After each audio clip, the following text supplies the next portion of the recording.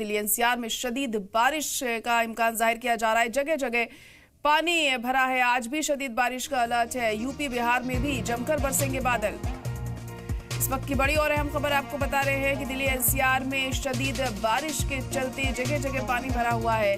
लोगों को खासी दिक्कतें पेश आ रही हैं इस पानी के चलते, क्योंकि सड़कें पूरी तरह से लबालब पानी से भरी हुई हैं। तस्वीरें भी आप देख सकते हैं।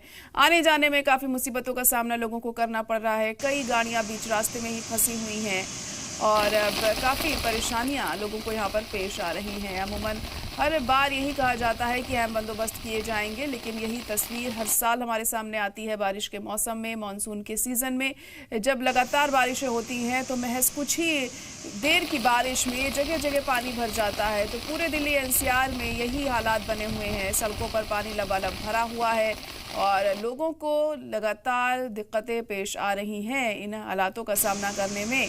अभी तक भी कई जगहों पर पानी निकासी नहीं हुई है और ड्रेनेज सिस्टम ख़राब है, जिसके चलते ऐसी दिक्कतें पेश आ रही हैं। उसके बावजूद भी कोई बड़े कदम नहीं उठाए जाते हैं ताकि इस तरह की चीज़ों से निजात मिल सके। और ऐसा ही हाल इस बार भी हम देख रहे हैं। तो दिल्ली एनसीआर में शदीद बारिश का दौर लगातार जारी है।